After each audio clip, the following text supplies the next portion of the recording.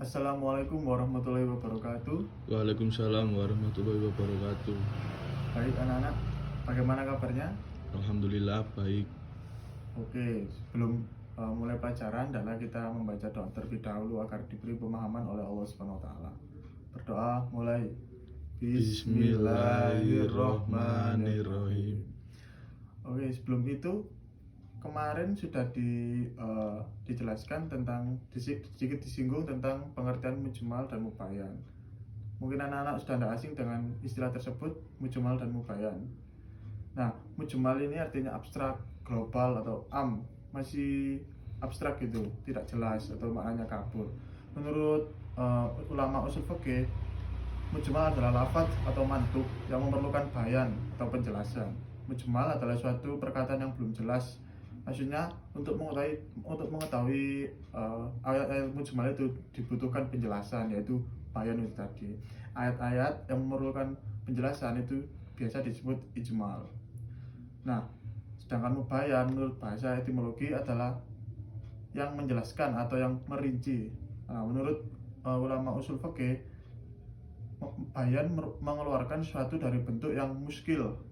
Dari ayat-ayat yang masih muskil tadi itu dijelaskan secara terang. Nah, itu adalah kegiatan dari bayan itu tersendiri itu. Kemudian tentang mujmal, adapun yang menyebabkan timbulnya redaksi mujmal itu sendiri, yang pertama adalah lafaz yang mengandung makna ambigu atau tidak jelas dan tidak ada indikator yang menentukan salah satu makna yang dikehendaki, seperti di surat Al-Baqarah ayat 128. Saya bacakan. A'udzubillahi minasyaitonirrajim. Bismillahirrahmanirrahim. Wal mutalaqatu yatarabbasna bil anfusihinna salasatun quru. Nah, ayat quru di sini tuh artinya suci atau haid. Nah, itu masih kabur, itu penjelasannya masih tidak jelas, diperlukan bayan di ayat ini. Yang kedua, tentang asingnya penggunaan lafal bahasa Arab, seperti di surat Al-Ma'arij ayat 19. Bismillahirrahmanirrahim. Innal insana khuliqal hulu'an. Nah, ayat hulu'an ini masih asing di masyarakat Arab. Jadi kata hulu di dalam Al-Quran ini diperlukan penjelasan yang lebih lanjut. Yang ketiga adalah perpindahan makna secara bahasa kepada makna secara istilah, seperti lafaz-lafaz sholat, zakat, riba, dan lain-lain. Itu tidak bisa dipahami dengan bahasa Arab karena memang itu kata-kata itu asing dalam bahasa Arab. Makanya diperlukan penjelasan, biasanya ada di dalam hadis-hadis Nabi Shallallahu Alaihi Wasallam. Yang kedua tentang redaksi mubayyan. Mubayyan atau penjelasan dilihat dari redaksinya terbagi kepada beberapa macam. Nah, yang pertama adalah bayanu bil qaul, adalah penjelasan dengan kata-kata. Nah, contohnya ada di surat Al-Baqarah ayat 196. Saya bacakan. A'udzubillahi minasyaitonirrajim. Bismillahirrahmanirrahim. Fasyamu salasati ayyam fil haji wa sab'atin idza raja'tum tilka asratun kamilah. Yang artinya, maka wajib berpuasa 3 hari dalam waktu haji dan 7 hari setelah kamu kembali. Itulah 10 hari yang sempurna. Surat Al-Baqarah ayat 196. Nah, perkataan 10 hari yang sempurna pada ayat itu sebagai penjelasan dari ayat sebelumnya, dari kalimat sebelumnya yang 3 hari dalam waktu haji dan 7 hari setelah kamu kembali.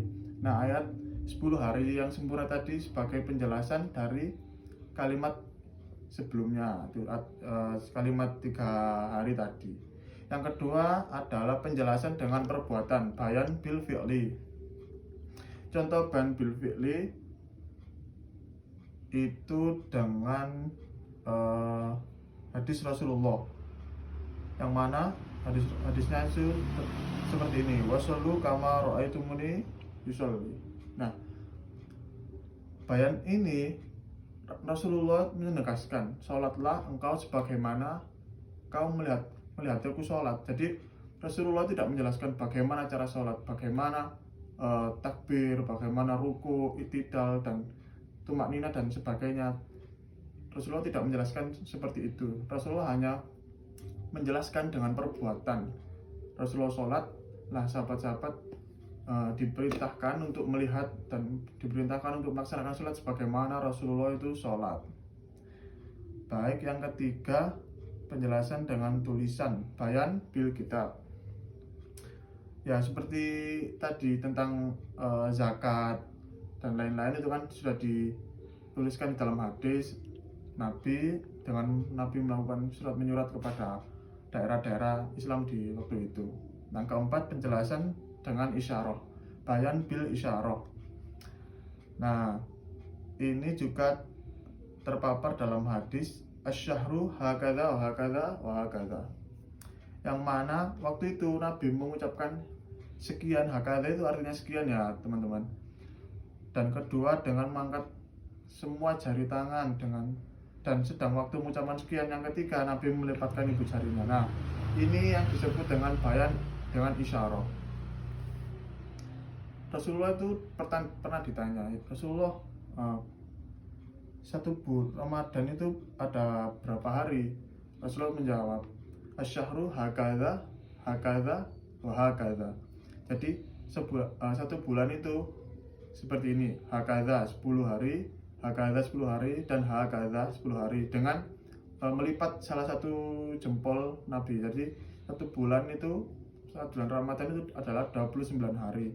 Tidak disebutkan 29 hari secara konkret, tapi diisyaratkan dengan melipat salah satu jarinya ibu jari tersebut. Yang terakhir, penjelasan dengan meninggalkan, bayanu bitarki. Ini terpampar juga dalam hadis dari Abu Hurairah radhiyallahu anhu, qala sami'tu Rasulullah sallallahu alaihi wasallam tawaddau mimma massatin nar, rawahu Muslim. Hadis yang kedua, kana ikhraj marraini min Rasulullah sallallahu alaihi wasallam adamul wudu mimma massatin nar. Hadis riwayat Ibnu Hibban. Nah, adalah akhir dua perkara dari Nabi sallallahu alaihi wasallam adalah tidak mengambil wudhu lagi setelah makan sesuatu yang dibakar atau digoreng. Nah, dari riwayat tersebut tampak pada mulanya Rasulullah setiap makan sesuatu yang dibakar itu Rasulullah selalu memperbarui wudhunya, selalu mengambil wudhu. Nah, sedangkan di hadis kedua yang sebagai bayan itu tadi, Rasulullah itu setelah makan hal-hal yang dibakar, Rasulullah itu tidak wudhu. Jadi seperti itu. Itu adalah penjelasan dengan meninggalkan, bayan bitarki. Nah, sekarang tentang mujmal. Mujmal itu dibagi dari dua lafaz, bayan mufrad atau tunggal dan bayan murakkab atau plural, banyak. Yang pertama, lafaz mufrad, yakni lafaz-lafaz yang terdiri dari satu kalimat. Lafaz-lafaz mufrad juga dilihat dari jenis, ada 3 macam. Yang pertama tentang isim. Isim itu kata benda. Contohnya mukhtarun sebagai fa'il. Yang kedua fi'li, kata kerja. Contoh pada surat At-Takwir ayat 17, walaili idza as'as. Nah, as'as ini dapat diartikan datang, terus kembali, pulang. Jadi maknanya itu banyak. Jadi diperlukan bayan di sini. Yang ketiga, huruf. Kalimat yang terdiri dari satu huruf atau kalimat yang tidak akan berarti bila tidak disambung dengan kalimat lainnya. Contohnya wa, ma'a, itu huruf-huruf atau itu diperlukan bayan juga.